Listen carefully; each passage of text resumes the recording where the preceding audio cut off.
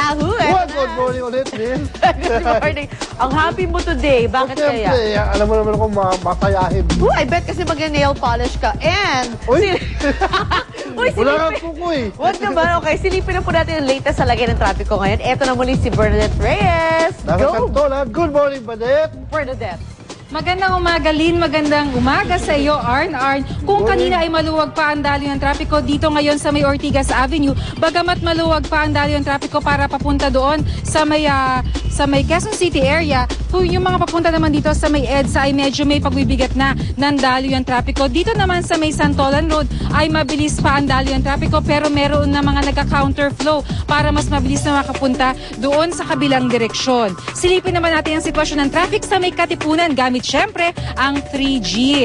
Diyan sa Katipunan malapit na ang oras ng pasok ng mga estudyante diyan sa may Ateneo kaya naman mabigat na ang daloy ng trapiko ngayon. Bukod kasi sa Ateneo nandiyan din yung COSCA, meron pang culinary school dyan, nandiyan din yung St. Bridget at iba pang mga eskwela. Kaya kung kayo nasa bahay pa, magandang gumayak na po kayo. Silipin naman natin ang sitwasyon ng traffic sa may EDSA Kamuning. Diyan sa may EDSA Kamuning, kanina ay mabigat na ang daloy ng trapiko para sa mga sasakyan papunta ng Makati. Ngayon naman ay lalo pa pong bumigat ang daloy ng trapiko. Sa may EDSA Shaw naman na kanina ay mabilis pa ang daloy ng trapiko. Ngayon po kung kayo ay papunta dito sa may Cubao area, mabilis pa rin po ang daloy ng trapiko. Gayon din po kung kayo ay papunta ng Makati area. Sa may Espanya naman po, kung nasaan ang UST, ngayon po ay green and go pa rin po ang mga sasakyan papunta sa magkabilang direksyon. Kaya kung kayo po ay nasa inyong mga bahay, kung kayo po ay pupunta sa kalsada para sa mga motorista, mabilis pa rin po ang daloy ng trapiko dyan. Para po sa mga motoristang merong plate number na nagtatapos sa bilang na 3 and 4, ngayon po ay color coding. Kaya paalala po, kung kayo po ay may plate number na nagtatapos sa bilang na 3 and 4, bawal po kayo ngayon sa kalsada. Yan po muna ang pinakauling traffic update mula dito sa Ortigas. Ako si Bernadette Reyes, balik sa studio. Thank you, Badette, na naka-blue din. Lahat tayo gusto sumexy at mawala mga excess fats. Paano nga ba natin magagawa yan? Ito ang sekreto mula sa mahiwagang Tibet, ang kanilang fire therapy. Kung paano ito ginagawa, alamin natin. Stressed ka ba at walang oras mag-exercise? Lumulobo na ba ang tiyan mo at bumibigat na ba ang iyong timbang dahil napakalakas ang iyong kain? Kung sinusubukan mo labanan ng katabaan, may na-discover kaming paraan para ito'y masolusyonan. Maniniwala ba kayong pwedeng magpapayat ang apoy? Ito ang Tibetan Meridian Fire Therapy, isang espesyal na massage treatment na ginagamitan ng apoy at madiin na pagmamasahe sa parte ng katawan na gustong papayatin. Galing siya sa Tibet, tapos pinag-aralan namin siya sa ibang country, and then dinala namin siya dito sa Pilipinas. For body slimming kasi meron siyang detoxifying effect na tinatanggal niya mga excess fats and cellulites in our body, and also yung mga toxins, mga waste products. Dahil dun sa mga products na ginagamit namin, very effective yun para ma-burn yung mga fats na yon. Sa treatment na ito, walang iniinom na gamot o operasyon na kailangan. At halos hindi mo maramdaman na may apoy na pala na nakapatong sa inyong katawan. Meltdown niya yung mga fats and cellulites sa body natin. Tapos, ilalabas natin yung mga waste products na yon sa pamamagitan ng mga pawis. Tapos, syempre, ilalabas natin yon sa pag-ihi natin. Pero syempre, kailangan mong sumangguni muna sa doktor para makasigurong walang side effect ang treatment na ito sa iyo. Kailangan din maglaan ng mula 3,000 hanggang 3,500 pesos para sa isang session ng fire therapy. Pagkatapos ng isang session o isang oras, ganito agad ang mababawa sa inyong tiyan. At para makuha ang resultang gusto mo, kailangan ng at least 5 sessions. Syempre, mas bibilis ang pagpapasexy kung sasabayan mo ito ng diet at exercise. Ang mga unang balita sa mga oras na ito. Matapos mapatay si Abu Sayyaf leader Al-Badr Parad, operasyon ng militar laban sa rebelding grupo lalong pinaigting. Isang barangay chairman sa Nueva Ecija patay sa pamamaril. Libo-libong sako ng palay na damay sa sunog sa isang rice mill sa Iloilo. Isang buong pamilya minasakar sa Iraq. Mga buntis nagpatalbugan sa isang beauty contest sa Bataan.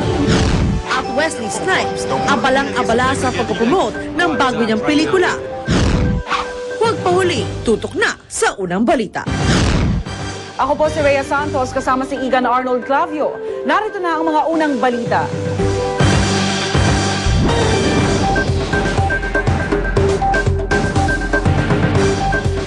Mahigpit pa rin minomonitor ng Department of Health ang outbreak ng tigdas sa ilang lugar sa bansa. At kaugnay ng balitang yan, makakausap natin si Dr. Eduardo Hanairo, ang Director ng National Center for Disease Prevention and Control ng DOH. Dr. Hanairo, magandang umaga ho. Magandang umaga naman, Rhea, sa iyong mga tagapanood. Kamusta na ho ang monitoring ng DOH sa outbreak ng tigdas? Okay, hindi masyadong maganda pa ang balita sa ngayon dahil nagdadagdagan pa tayo ng mga barangays na nagkakaroon ng sinasabi nating outbreak. Mula sa 13 na nasa 16 na tayo sa buong Metro Manila. Ano ho yung mga nadagdag? Ano ho yung mga nadagdag, Doc? Merong mga makarating barangay sa binomonitor natin ngayon, kamukha sa Baseco at Maharlika, na nadadagdag at kumakalat mula sa kanilang central o point of core area.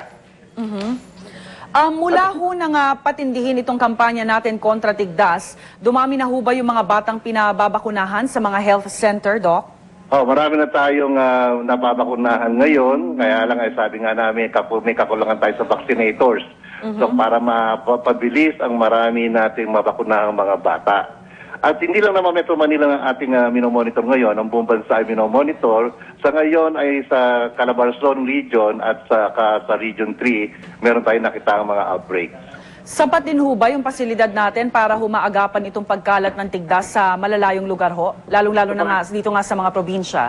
Sa pakikipagtulungan sa local government ay sapat naman. Ang mahalaga lamang ay ang pagtulong ng ating mga kababayan. Para sa konting sipon at konting lagnat ay kailangan magpatingin sila kaagad. At yun doon naman sa hindi pa nabakunahan ay kailangan bakunahan kaagad. Doc, yung mga pupunta ho sa health center, mga anong edad ho ang pwedeng pumunta para magpabakuna?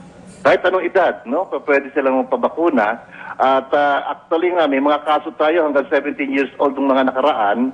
Kaya kung wala silang bakuna at mahina ang kanilang pangangatawan, ay pwede silang magpatingin muna sa doktor at sila ay sasabihan kung babakunahan o hindi. At libre ho ito?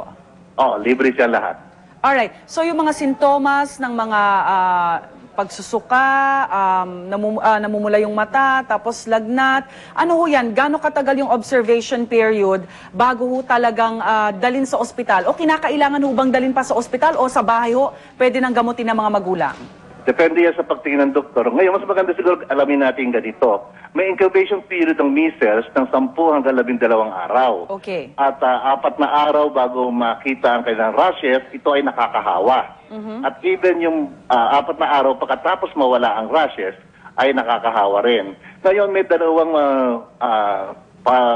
makikitang sintomas para masabing baka magkaroon ng measles. Una-una, pwede siya mag-umpisa sa mataas na lagnat na umaabot hanggang 40 dahil viral infection to, umaabot siya hanggang 40. O pwede naman mag-umpisa lamang siya sa sipon, sa ubo, at mamaya ng konti magkakaroon na siya ng pamumula ng mata at lagnat. Ito yung mga usual nakikita natin pag panahon ng trangkaso, kaya hindi natin dapat isa baliwala dahil ito ay napakataas na infection ng measles at ito ay nakakamatay. Alright, Doc, panghuling mensahe na lang po sa mga kababayan natin para maiwasan ho itong measles outbreak. Ang nagiging problema natin ay ang ating mga kababayan hindi dinadala ang kanilang anak sa pagpapabakuna. Huwag nilang isipin na magkakasakit o magkakaroon ng masamang epekto itong ating mga bakuna. Dahil kung lagi natin isipin yun, hindi sila mababakunahan at tayo magkakaroon ng malalang kaso ng mga measles. Kaya ang unang-unang bilin ko, pabakunahan kaagad ang ating mga anak sa anti-measles pag sila umabot ng 9 na buwan hanggang 12 buwan at kailangan magkaroon sila ng booster pagkatapos ng 3 taon hanggang 6 na taon. Alright, Dr. Hanairo, maraming salamat po sa inyong panahon at magandang umaga ho sa inyo.